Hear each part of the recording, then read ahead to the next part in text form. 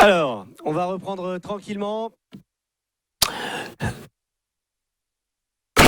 La porte se referme, les portes se referment. Wow. Ça, c'est des effets spéciaux, on regarde. Est-ce que tout le monde a suffisamment mangé? Très bien. Bon, voilà, je suis hyper content pour vous. Du coup, on va reprendre cet après-midi. On va, du coup, comme Marie et Landry sont intervenus ce matin pour pouvoir partir le plus tôt possible cet après-midi. Du coup, on va commencer directement donc, par la ligne 14h25 avec le département du Calvados avec Théo et Jérémy. Voilà. Qui QGIS le cœur du SIG départemental du Calvados. Vous avez vu comme ce silence laisse rêveur. Wow. Du coup, je propose que cette présentation soit faite en alexandrin, puisque c'est très poétique. Voilà, bonne chance. Merci. Bonjour à tous. Donc moi, je suis Jérémy Horry, responsable du pôle SIG au département du Calvados. Et Théo Grondin, chargé de mission SIG au pôle SIG du département du Calvados. Et donc on va vous présenter aujourd'hui assez rapidement comment on utilise QGIS et comment en fait, on va dire ces dernières années, il s'est positionné comme une brique logicielle centrale en fait au sein du SIG. Donc pour commencer, pour remettre les choses, pour replacer les choses de manière contextuelle, on va dire, on a un portail départemental en fait qui s'appelle Mapeo Calvados. Et Mapeo, en fait, c'est un partenariat entre le département et le syndicat d'énergie. Historiquement, en fait, il y avait deux portails cartographiques, un qui s'appelait Géo Calvados et l'autre qui s'appelait GeoSDEC. Et en fait, en 2017, il y a une convention qui est signée pour mutualiser les deux outils en un seul. Donc dans le Calvados, nous on a 16 EPCI et 528 communes. Et en fait, ce portail, il s'adresse à l'ensemble des agents dans ces collectivités. Et l'objectif, en fait, c'est de faciliter l'accès à l'information géographique, de mieux répondre à leurs besoins et aussi, au passage, tenter d'améliorer la gouvernance de l'information géographique à l'échelle départementale. Alors Mapeo, si on regarde en fait ce qui se cache derrière Mapeo, donc il y a un site web que vous pouvez voir sur mapeo-calvados.fr. Il y a aujourd'hui une plateforme cartographique en fait qui permet de consulter le cadastre, les données des ECI et nombreuses autres données type éclairage public, urbanisme et autres. Il y a un catalogue de données qui n'est pas hyper à jour, mais en tout cas on tente de le maintenir. On a un support utilisateur, c'est-à-dire qu'en fait, une semaine sur deux, les collectivités peuvent téléphoner pour poser des questions et soit le syndicat d'énergie, soit le département répond aux questions. On a aussi un accompagnement technique qui passe par Calvados Ingénierie et on propose notamment tout ce qui est autour de l'adressage et la DECI. Et enfin, des services web sur mesure.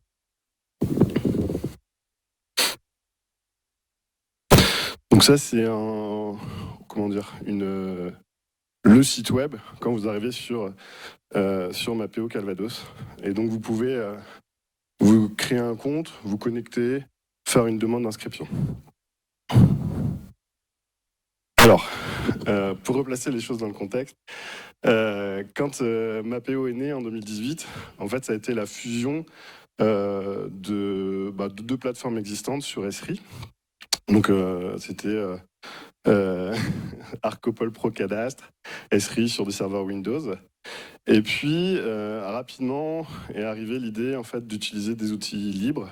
Et donc en 2019, en fait, on a monté atlas.calvados.fr avec les solutions QGIS Server, LISMAP et PostGIS. L'idée c'était à l'origine vraiment juste de poker, en tout cas de faire un test avec ces outils-là. Et puis rapidement, en fait, on s'est rendu compte qu'on arriverait à couvrir le même périmètre fonctionnel. Et donc aujourd'hui, on travaille sur une sortie V2 de Mapeo qui sortira fin 2023. Et donc l'idée, c'est de vous montrer aujourd'hui ce qu'on va faire, ou en tout cas ce qu'on est en train de faire avec. Donc Eric, il a donné déjà ce matin un petit aperçu des outils qu'on utilise. On va dire que pour nous, la brique centrale en fait de notre SIG, c'est quand même Poche 10 en fait, dans le sens où c'est beaucoup de choses, beaucoup de traitements on fait énormément travailler la base de données en fait, et autour de cette base de données, on vient y brancher des outils.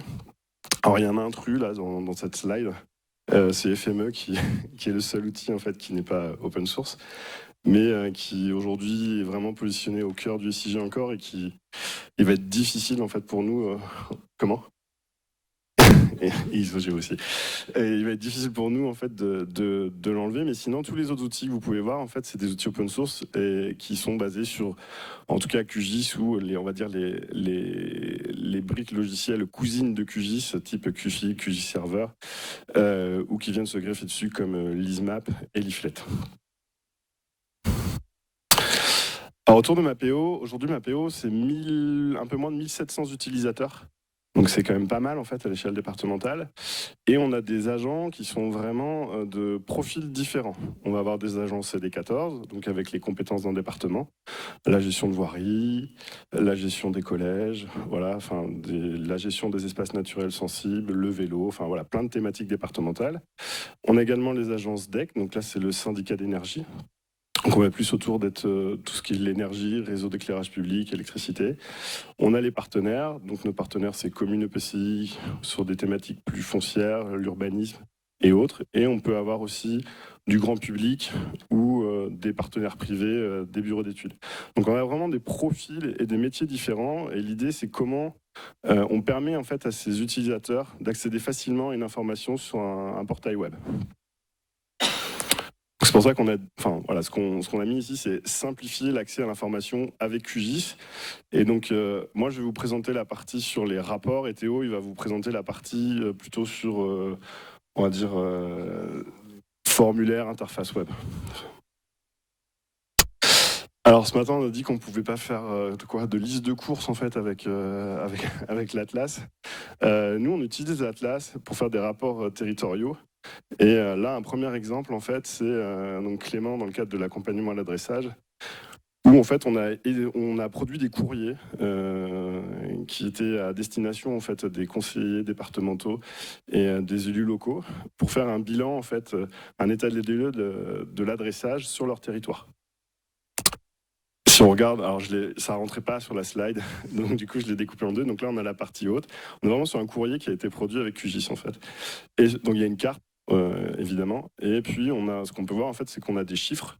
Donc, des chiffres sur le Calvados, qui permettent de faire un état des lieux, en fait, des communes engagées dans l'adressage, et des chiffres sur le canton. L'idée, c'est de sensibiliser l'élu sur son territoire, en le comparant, en fait, à un diagnostic départemental. Donc là, on a, en fait, en un clic, l'utilisateur peut avoir un rapport qui va faire un rapide diagnostic de l'adressage sur son territoire. Alors là, c'est un autre type de rapport. On est compétent sur la fibre optique et on travaille avec un délégataire et on a des soucis de qualité, pas que de données là pour le coup, mais de qualité tout court. Et du coup, on a des livrables de données assez réguliers et donc on travaille énormément en fait à faire des analyses sur les livrables et à faire remonter des erreurs. Et on utilise en fait vraiment l'Atlas comme un outil de production de rapports automatisés qui permet sur une commune, à une date donnée, de nous dire s'il y a des doublons géographiques, des points hors parcelle, le nombre de points hors bâti. Là, on a les doublons d'Exaclé. Voilà, ça, c'est un exemple de rapport produit avec QGIS. Un autre rapport, c'est le même, sauf que on n'est pas sur la même commune, et puis qui est un peu plus détaillé. En fait, dans le cadre de la politique d'adressage, une fois qu'on a publié les données de la commune dans la banne, derrière on les récupère et on fait un croisement en fait avec les données fibres et on vérifie la qualité de l'adressage en fait dans les points, notamment ce qu'on appelle IPE, donc dans le bâti relevé pour la fibre optique. Alors là, c'est un autre type de rapport sur les données foncières. Donc là, on est sur les données. Alors, c'est pas les données magiques au sens fournies par la DDFIP, c'est les données foncières fournies par le CEREMA. Donc, en fait, c'est des données magiques enrichies. Et donc là, c'est tout nouveau. On a un apprenti dans l'équipe qui commence à travailler sur ces sujets-là.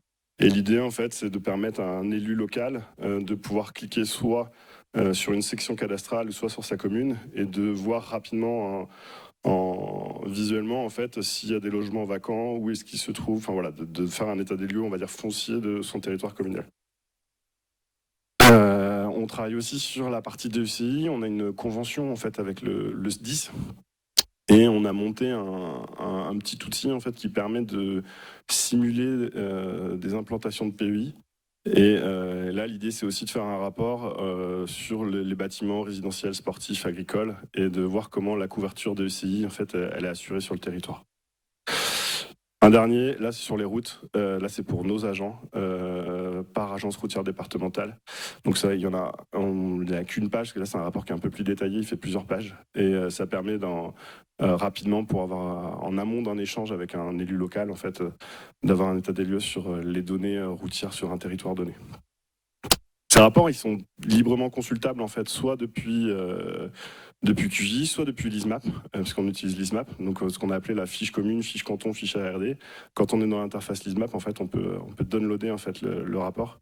Et on les génère aussi dans des dossiers sur l'arborescence du CD14 pour pouvoir aller les chercher directement en PDF pour les gens qui ne sont pas adeptes des interfaces cartographiques. Et je passe la main à Théo. Moi, je vais vous présenter comment accéder à une fiche cadastrale complète produite avec un formulaire d'attributs. En fait, l'idée, c'est ce qu'avait présenté Jérémy tout à l'heure.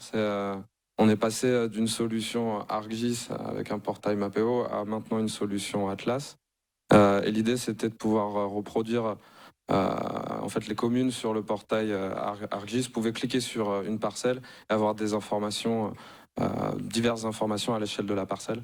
Donc on a essayé de reproduire ça au niveau de l'Atlas et d'ajouter aussi quelques autres points intéressants. Donc comment on a fonctionné? D'abord, on a intégré le modèle cadastral grâce au plugin QGIS produit par 3lise. Donc depuis QGIS et avec le plugin, on va installer ce modèle-là. Et l'idée, c'était d'enrichir la table parcelle info en fait du modèle avec des données foncières, donc des VF, des données d'urbanisme issues du géoportail de l'urbanisme et des données environnementales via l'Adréal. Bon, ça, c'est en cours, du coup. Donc, pour procéder, on a intégré les documents d'urbanisme via la nouvelle API du géoportail de l'urbanisme. Donc nous, on s'est branché sur le flux Atom qui est produit par le géoportail de l'urbanisme. On va recevoir en fait un mailing automatique. À partir de ce mail, on reçoit des identifiants de communes ou de PCI. Donc on va prendre ces codes PCI communes, on va les rentrer dans un petit utilitaire, un fichier batch. Du coup, mais bientôt, ce sera sûrement un fichier PowerShell. Et c'est pour Julien ça. Et du coup, une fois qu'on a rentré ce code PCI, ça va venir supprimer les anciens périmètres des documents d'urbanisme et venir recharger sur ces périmètres l'ensemble des informations et des prescriptions sur l'ensemble de la commune. Dans PostGIS, ouais. Donc pour mettre à jour la table du cadastre, en fait, on va créer des champs de texte pour intégrer directement du HTML à l'intérieur des champs. Ouais, bon bah je vais faire vite. Donc bon, en gros, c'est de créer ces champs et de produire des blocs HTML. Donc un premier bloc qu'on voit en vert. Et de l'agréger au niveau de la parcelle et ensuite de faire une jointure sur des déroulants de précision sur ces informations-là. Donc ensuite, on va mettre à jour sur QGIS l'infobulle HTML dans les propriétés de QGIS et on va aussi déposer un CSS sur l'ISMAP pour pouvoir styliser ces blocs HTML. Et du coup, bon, là c'est un peu statique, c'est moins drôle. Mais on peut cliquer sur une parcelle. Du coup, on va avoir un tableau avec les informations d'urbanisme et dessous un menu déroulant. Et en fait, je ne l'ai pas dit précédemment, mais on va recréer le lien qui permet d'accéder directement au fichier PDF sur le géoportail de l'urbanisme. Donc il y a pratiquement la même chose avec les filiations parcellaires. On est venu récupérer le fichier de filiation parcellaire, sauf que ce fichier-là, on avait besoin de le retraiter. Donc là, j'ai mis juste une petite expression régulière qui permettait de récupérer les listes de parcelles en fait, et de les isoler. Et ensuite, il y a des petites modifications sur les codes urbains. Et donc on va recréer on va relier les parcelles sœurs et les parcelles filles. Ouais, là et du coup à partir de ça, on va pouvoir afficher l'historique des parcelles à l'échelle, enfin l'historique des mutations parcellaires à l'échelle d'une parcelle. Et on a fait la même chose avec les mutations immobilières, donc je ne vais pas revenir sur du détail, sauf que le petit ajout qu'il y avait là-dessus, c'était on a déposé des logos sur GitHub et on a pu faire appel à ces logos. C'est peut-être un peu plus parlant pour l'utilisateur. Donc juste pour dire, on a un petit site qu'on a monté qui est sig14.github.io où on partage en fait notre code et nos méthodos. L'idée c'est aussi que y a des gens qui viennent nous donner leur avis, ajouter des choses, et pour ceux que ça intéresse, s'inspirer de certaines choses qu'on a fait. Et je laisse Jérémy conclure. Un mot, en fait, juste de dire que pour nous, en fait, QGIS, c'est vraiment une boîte à outils qui est complète pour le SIG départemental, autant côté administrateur, en fait, les personnes qui sont dans la salle aujourd'hui, que les retours utilisateurs. On a des très bons retours, en fait, sur l'utilisation de tous ces outils. Voilà, je n'irai pas plus loin. Merci.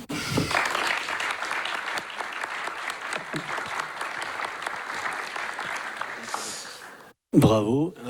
Du coup, c'est vraiment au cœur du département. Donc voilà. J'espère, Mickaël, que ta présentation qui suit, je sais pas où t'es, c'est le même cœur.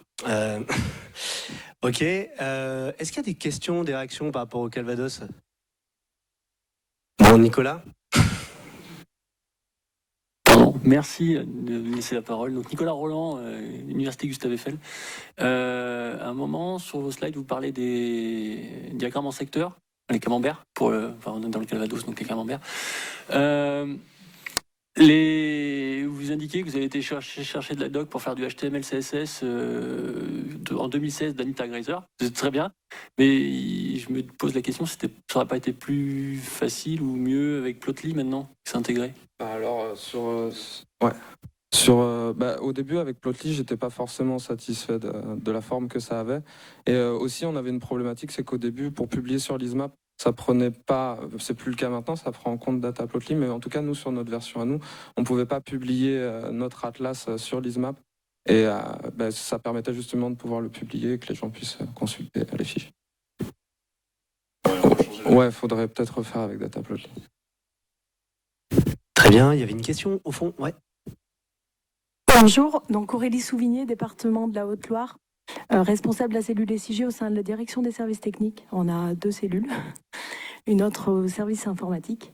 Et donc moi j'ai une question par rapport à l'architecture et à la sortie de OneSpatial et d'Esri, notamment pour la gestion des données routières. Est-ce que du coup, pour ces données-là, vous en êtes sortis ou est-ce que c'est en projet? Enfin voilà.